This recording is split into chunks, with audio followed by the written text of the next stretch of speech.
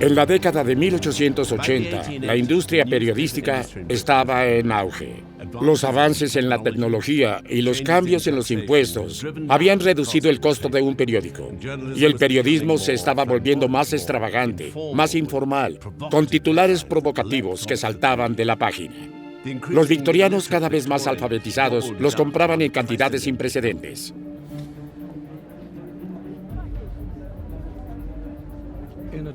En una época que no había conexión inalámbrica, ni televisión, ni redes sociales, los periódicos eran la forma en que la gente se enteraba de lo que estaba pasando. Las tasas de alfabetización eran altas, el 75% para los hombres y el 70% para las mujeres, y solo la gran cantidad de publicaciones estaba fuera de proporción, incluso en comparación con la actualidad. En 1884 había no menos de 15 periódicos vespertinos, había 9 semanarios y 383 londinenses. Entonces toda la ciudad estaba nadando en noticias.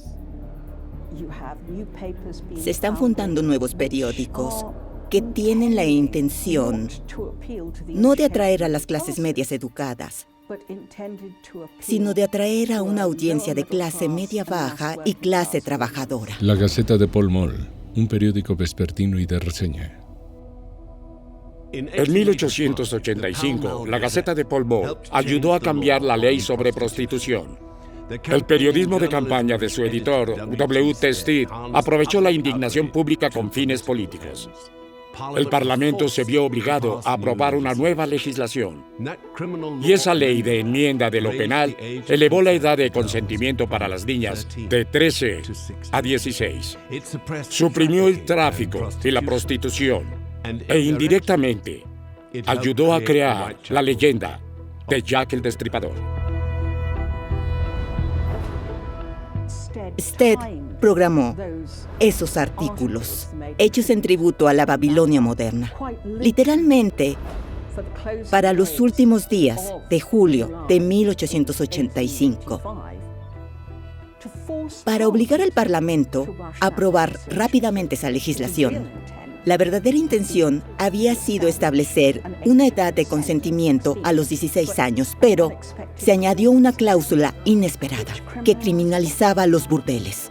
Aunque la idea era que protegiera a mujeres y niños, aquellos que ya estaban envueltos en la prostitución en ese momento, significaba que tenían que ejercer su oficio en casas de huéspedes comunes o si no en las calles.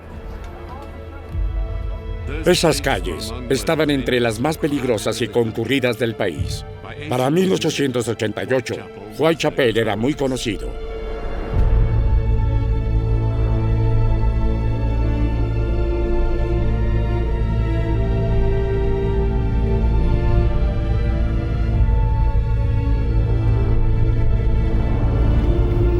Whitechapel.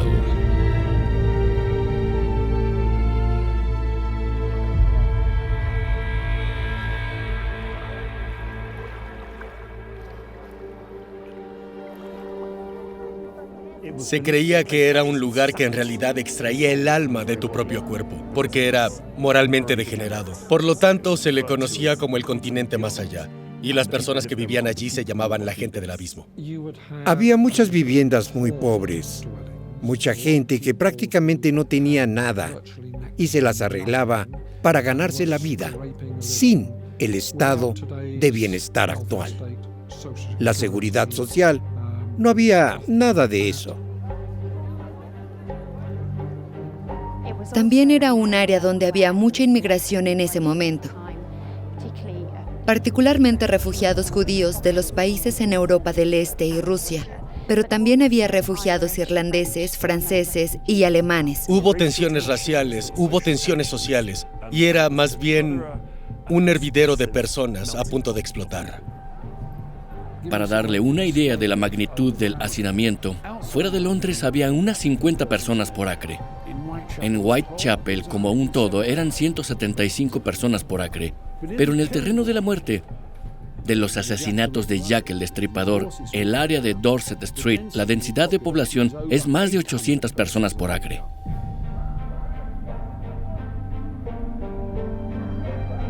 Whitechapel tenía una reputación oscura y sus calles eran aún más oscuras. Para la noche, el West End se iluminó con ardientes hilos de luz de gas. Pero gran parte del este de Londres era oscuro y peligroso. Whitechapel era en sí un lugar sombrío. Un gran laberinto puntuado por puntos de luz. Era el lugar de caza perfecto para un asesino. ...1888... agosto. Aún no eran las 4 de la mañana y las calles de Whitechapel estaban tranquilas.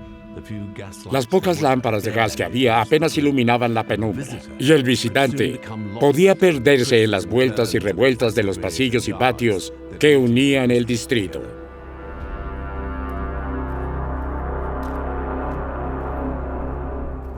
Pero Charles Cross conocía esas calles. El hombre de 39 años trabajaba como portero y se dirigía desde su casa en Bethnal Green a su trabajo en Broad Street. Su ruta lo llevó por una calle llamada Box Road. Cross se estaba acercando a la junta escolar local cuando vio algo. Era una mujer desplomada en el portal, una vista nada inusual, donde los durmientes al paso eran comunes. Pero algo en esta figura hizo que Cross se detuviera.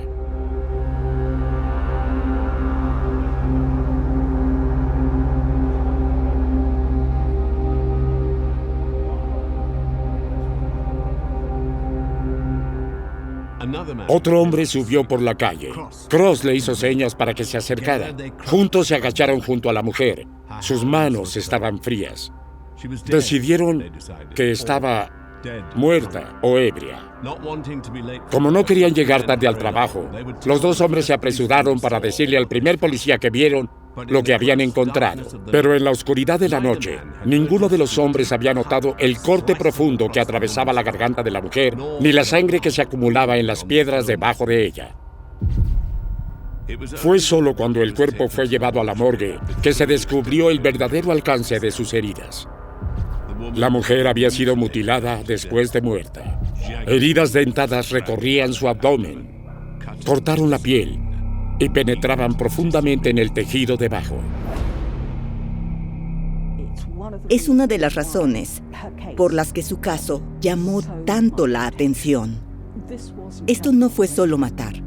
Esto era una brutalidad del tipo que era inusual. En aquellos días, no había el mismo nivel de preservación de la escena del crimen que hay en los tiempos modernos.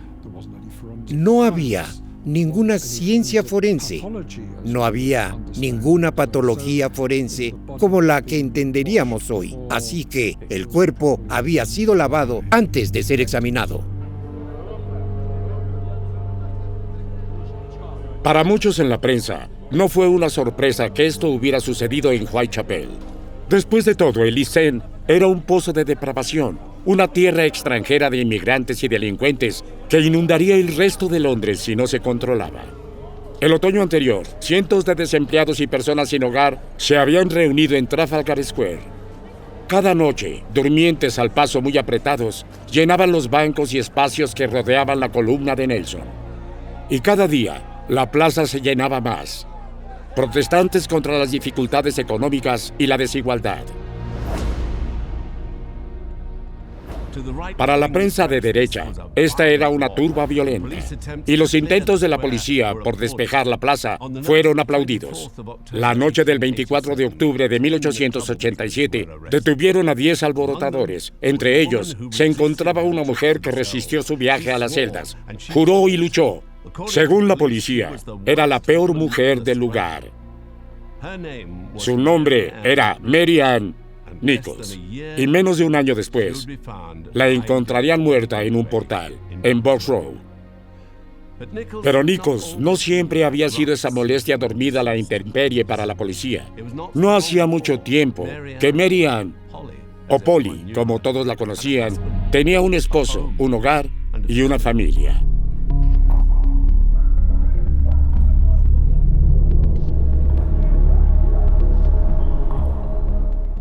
Era hija de un herrero y se casó con William Nichols, un impresor, a la edad de 18 años y tuvieron 5 hijos juntos. Ser impresor era un buen trabajo. No era un trabajo muy bien pagado. pero significaba que eran pobres, pero personas respetables.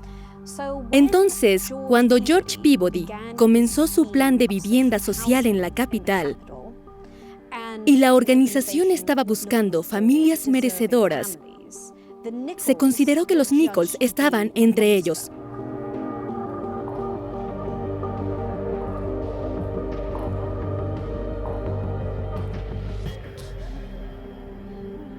La vida feliz de Polly no iba a durar.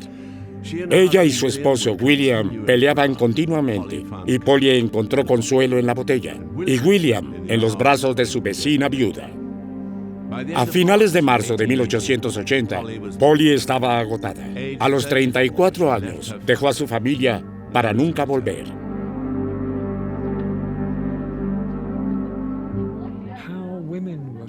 ¿Cómo se trataba a las mujeres en esos días? Muy a menudo no tenían ningún tipo de derecho de propiedad. No tenían los medios para una vida independiente. Si tuvieras un trabajo, generalmente estarías bien. Pero si perdieras ese trabajo, si las mujeres en servicio, por ejemplo, quedaban embarazadas, las echaban y no tenían ningún recurso para nada, especialmente si su familia las repudiaba. Entonces, solo tenían que vivir de su ingenio, de cualquier manera que pudieran. Una mujer no tenía ninguna función sin un hombre y sin una familia. Si ella no fuera una cuidadora, si no estaba cuidando niños, si no estaba cuidando de una casa o de su esposo, no había nada que pudiera hacer de utilidad en este mundo.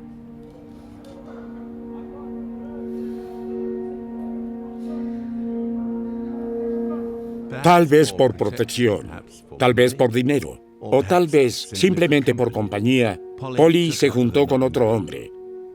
Pero esto solo la empujó aún más a la miseria. En 1882, su esposo se enteró y lo usó como evidencia de que Polly estaba cometiendo adulterio. Un magistrado estuvo de acuerdo y se terminaron los pagos semanales. La vida de Polly se hizo aún más difícil. Entraba y salía de varias casas de trabajo, dentro y fuera de las calles. Su único consuelo era la bebida.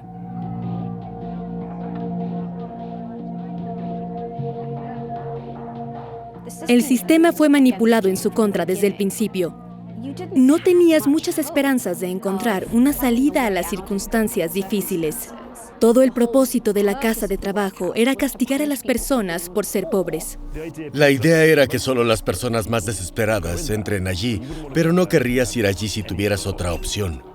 Trabajó por un tiempo, pero se fugó con la ropa de su empleador y finalmente se encontró viviendo en Whitechapel. Se sintió atraída muy claramente por Whitechapel, porque allí es donde encontrabas los alojamientos más baratos, la bebida más barata, el tipo de gente con la que podía mezclarse sin ser sermoneada y rechazada.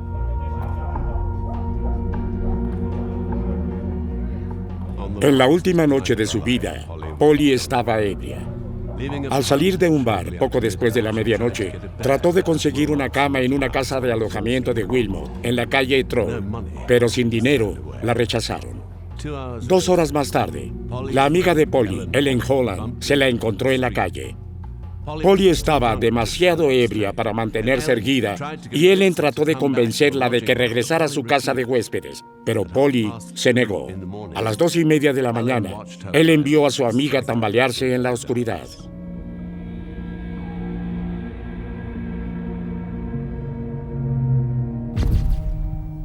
Había pasado un día desde el hallazgo del cuerpo de Polly Nichols en Box Road. Ahora los rumores y las especulaciones se extendían por los periódicos. Porque Polly no fue la primera mujer en 1888 en ser asesinada en las calles de Whitechapel. Cuando la noticia del asesinato de Mary Ann Nichols se supo, la gente y la prensa, y de hecho, algunos policías, lo vincularon con 2 asesinatos que ya habían ocurrido. Primavera de 1888, Emma Elizabeth Smith había sido brutalmente asesinada, pero ella vivió para decir que había sido brutalmente herida por un grupo de hombres.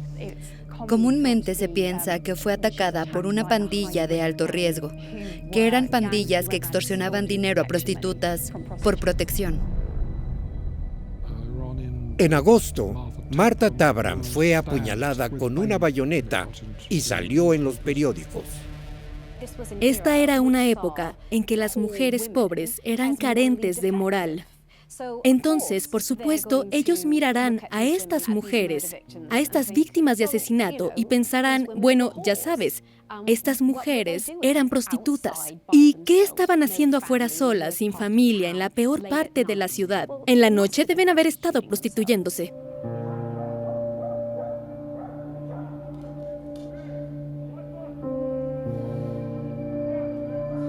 Se dijo en un periódico que al salir de Wilmots, Polly se dio la vuelta y dijo, pronto recibiré el dinero de mi dos.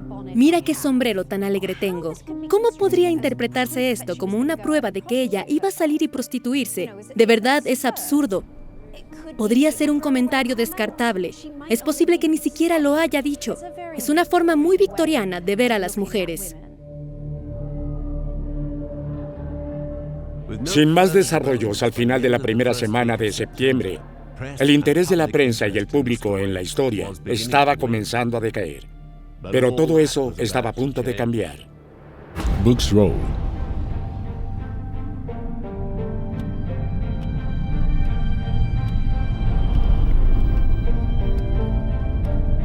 ...29 Hambury Street... ...1988... ...septiembre...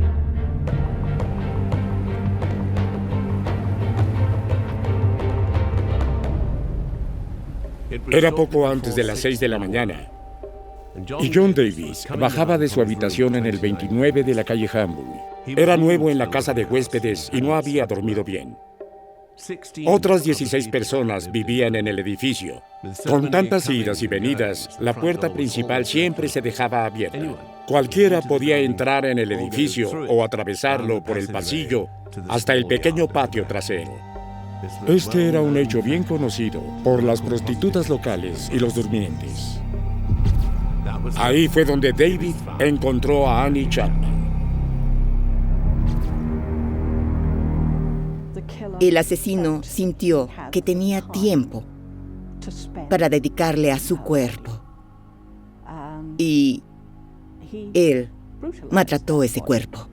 A Annie le cortaron la garganta como a la víctima anterior, pero también había mucha más violencia en su cuerpo. Sus intestinos fueron cortados y arrojados sobre su hombro derecho y también varios de sus órganos habían sido extraídos. Le abrió el abdomen, desde justo debajo de la caja torácica, hacia abajo, hasta la entrepierna. Le sacó las entrañas y le extrajo con un cuchillo afilado el útero y parte de la vagina. Fue el comienzo de los rumores de que había médicos que deseaban tener órganos frescos con fines de investigación médica y que la persona que estaba cometiendo los asesinatos de Whitechapel en realidad estaba intentando para matar prostitutas con el fin de extraer sus órganos para algún tipo de investigación médica extraña. Ya desde entonces se realizaban estas prácticas. El cuerpo de Annie Chapman, a diferencia del cuerpo de Nichols, se ve como mucho más amenazador, porque sugiere que es más bien un monstruo. Algo o alguien que es malvado en un extremo que no conoces. Algo que no esperas. Es más como material para pesadillas.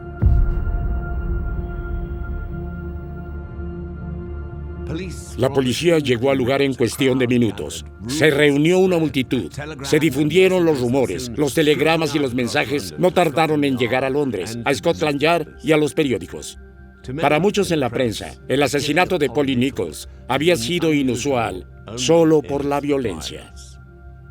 Pero este segundo ataque brutal, en poco más de una semana, transformó la historia. Los asesinatos de Whitechapel eran ahora un evento mediático importante. Otro asesinato diabólico en East End. Horrible mutilación de una mujer. Arresto del supuesto asesino. Otra mujer murió en Whitechapel. Víctima mutilada. Los homicidios de Jack el Destripador fueron de los primeros casos de frenesí mediático.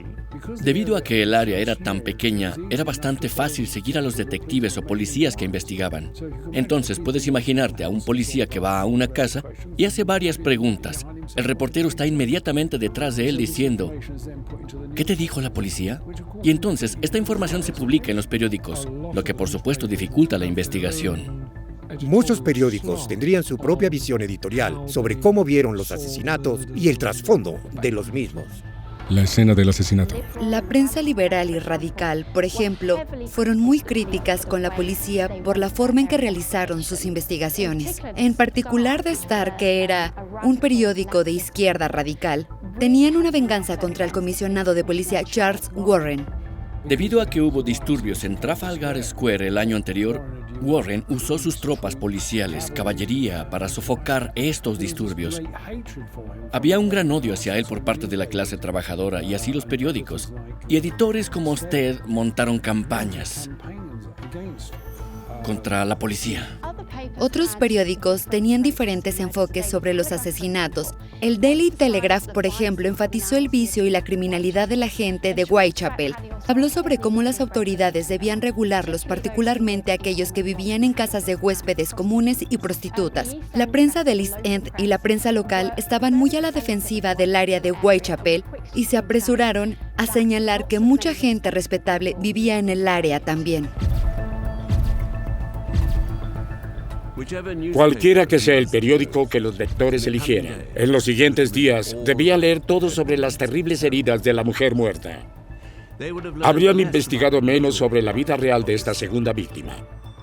Mientras se sentaban cómodamente en sus salas o habitaciones, absorbiendo los detalles sensacionalistas, los lectores no habrían adivinado que alguna vez había sido una mujer no muy diferente a ellos.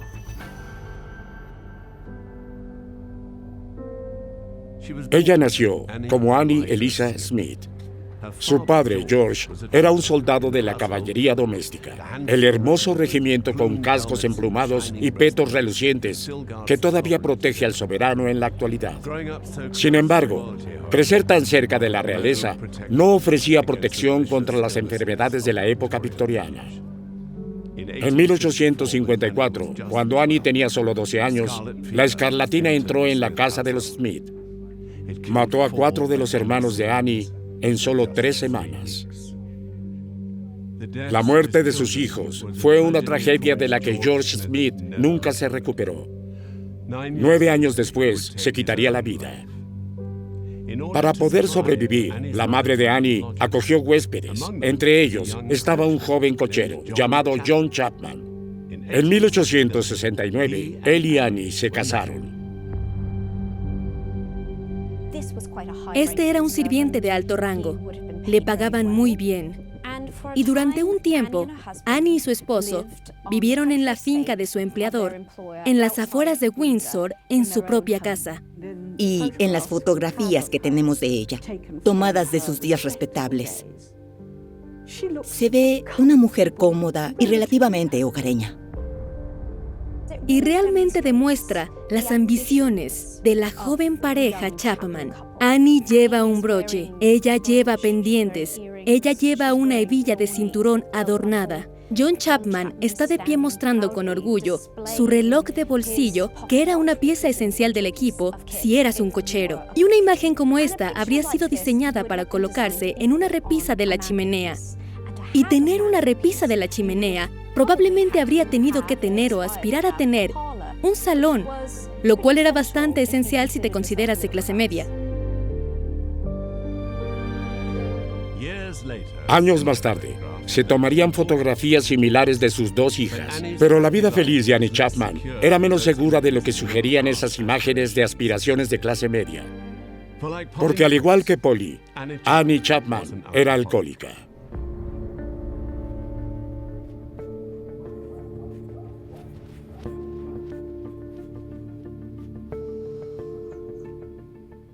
Sabemos que le gustaba la bebida. Sabemos que en realidad buscó refugio en la bebida de las tragedias de su vida. Ella había heredado la enfermedad de su padre y la familia, al ver que tenía verdaderos problemas para sobrellevarla, la ingresó en uno de los primeros centros de rehabilitación para mujeres alcohólicas en Inglaterra en ese momento. Annie pasó un año en rehabilitación y todo parecía ir bastante bien cuando regresó. Desafortunadamente, recayó y esta fue la gota que colmó el vaso. Para el otoño de 1888, la adicción de Annie la había llevado de los lugares predilectos de la realeza a algunas de las calles más pobres del país. Se acercaba a su 47º cumpleaños y estaba sin dinero, deprimida y muriendo de tuberculosis. La noche del 7 de septiembre, Annie no tenía cama a dónde ir. Los centavos que había mendigado, pedido, prestado o ganado ese día, los había gastado en alcohol. Se quedó en la casa de huéspedes de Crossingham todo el tiempo que pudo. Finalmente, poco antes de las 2 de la madrugada, la echaron a la calle. Ella nunca volvería.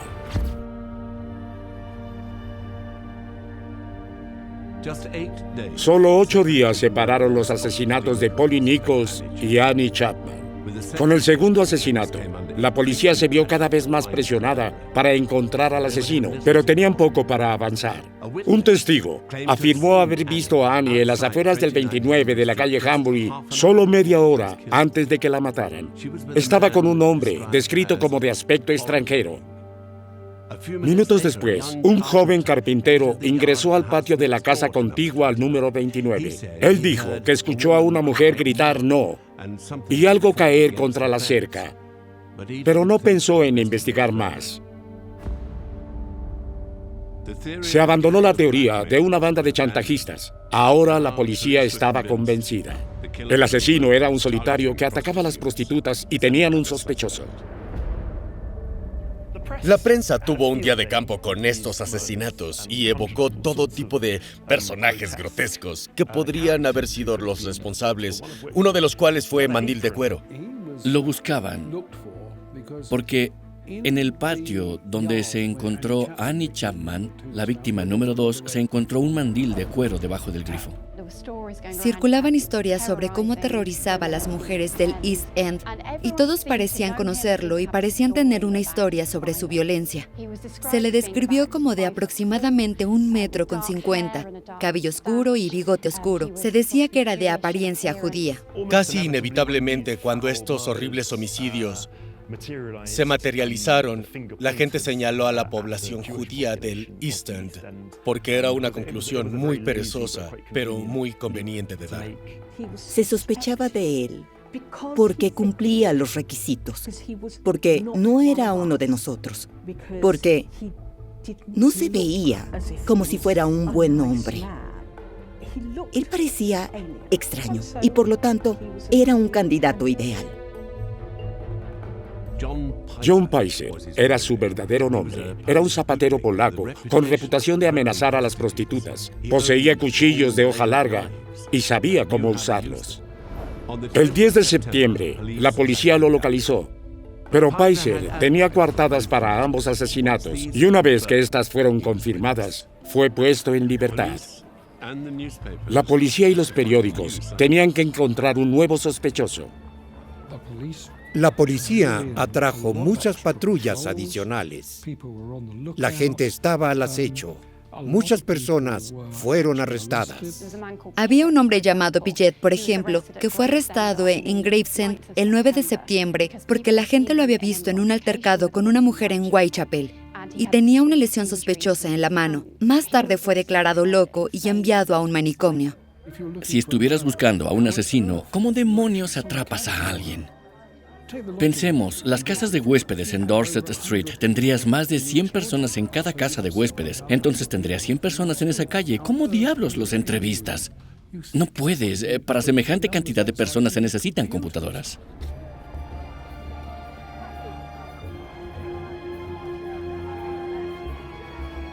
Tan poca confianza tenía la gente local en la policía que formaron sus propios grupos de vigilantes. Presionados por la prensa, sus sospechas pronto recayeron sobre los extranjeros. Después de todo, crímenes tan horribles no podrían haber sido obra de un cristiano inglés. Whitechapel hervía de miedo, desconfianza, y los periódicos se daban un festín. Los asesinatos eran buenos para el negocio. Las ventas en septiembre alcanzaron niveles récord, sostenidas por la investigación oficial de los asesinatos que ahora comenzó. Estos proporcionaban nueva información sobre las muertes de Polly Nichols y Annie Chapman. Los periódicos, por supuesto, les informaron con gran detalle gráfico. El asesino de Whitechapel. Extraordinarias revelaciones. No habían los mismos protocolos en relación con lo que debería publicarse en relación con este tipo de investigaciones sobre delitos como los hay hoy. Mucho depende del periodista, de la política editorial, de la voluntad. Por lo tanto, para sensacionalizar, excitar, agregar fragmentos individuales sobre lo que pudo haber hecho una víctima, lo que pudo haber dicho un testigo. Esto surgió de una especie de interés más amplio en las narrativas criminales que tenemos en el siglo XIX, como Penny Bloods y Penny Dreadful, además novelas de Newgate, que mezclan la realidad con la ficción y realmente sensacionalizan el crimen.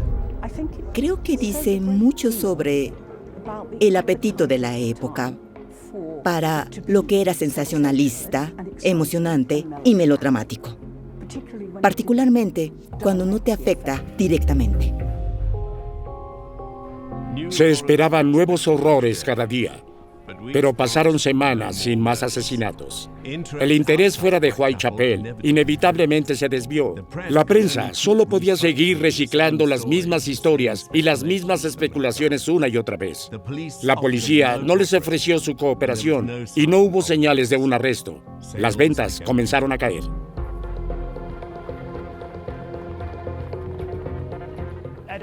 Los editores y los magnates de las noticias se habrían vuelto más inquietos cuanto más tiempo transcurriera sin otro gran asesinato, porque era su oxígeno. El público estaba esperando que pasara algo más, y no sucedió. Ciertamente hubo una caída en la circulación de algunos de los periódicos, particularmente los muy sensacionalistas, como The Star, que realmente vendió sus periódicos al informar sobre estos asesinatos. Luego, el 27 de septiembre, la Agencia Central de Noticias de Londres recibió una carta. En muchos sentidos, no era inusual. Tanto la policía como la prensa recibieron cientos de cartas del público sobre el caso.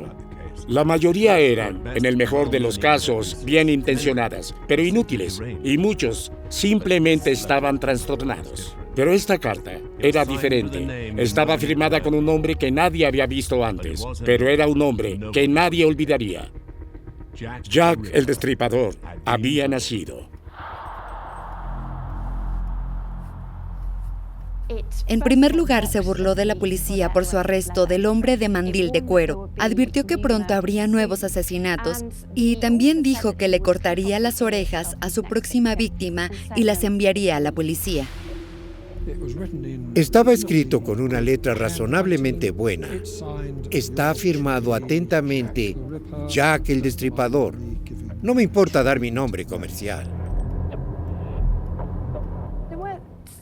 Había varios nombres que la prensa estaba dando vueltas para describir al asesino. Cosas como el demonio, y necrófago, y locomaníaco. Pero no hubo uno solo que se usara. Y eso es lo que hizo que Jack el Destripador fuera tan poderoso. Jack era un buen nombre para elegir en muchos sentidos. Se podría decir que fue un nombre inspirado para elegir. Jack es un nombre que conlleva cierta picardía, ya sabes. Jack the Lad, el pícaro Jack. De alguna manera aumenta la sensación de que el asesino se escondía a simple vista, acechando en la niebla. Podría haber sido cualquiera. Creo que esas dos cosas juntas, la sencillez de Jack versus el horror del destripador, tienen esta colisión grotesca que realmente se aloja en la mente. También hubo algunos Jacks mitológicos antes de esto. Spring Hill Jack, Esta extraña figura que saltaba sobre edificios y que aparentemente aterrorizaba a Londres en la década de 1830. También Jack Shepherd, el ladrón del siglo XVIII, conocido por sus audaces fugas de prisión. Ambas figuras habían sido mitificadas en la ficción criminal y Jack se uniría a sus filas. El asesino tenía un nombre para recordar. Muchos en ese momento pensaron que la carta debía ser real. Los investigadores de hoy son más escépticos. Estoy totalmente de acuerdo con aquellos que creen que eran completamente falsos. Llegan en un momento en que los medios necesitan un nuevo impulso. Los miembros de la policía pensaron que en realidad fueron los periodistas de la Agencia Central de Noticias quienes enviaron la carta a la policía. Es algo que hace que la gente siga comprando periódicos. Una nueva entrega para que la gente la estudie detenidamente. Creo que ese es realmente el significado de esas cartas. No creo que nos digan nada sobre el asesino. A pesar del nombre llamativo, la Agencia Central de Noticias aparentemente mostró poco interés en la carta al principio. Simplemente otro engaño o chifladura, como todos los demás. Pero el 30 de septiembre, los periódicos volvieron a llenarse de historias de asesinatos en las calles de Whitechapel. Tal como había prometido en su carta, Jack el Destripador había atacado de nuevo, 2 veces.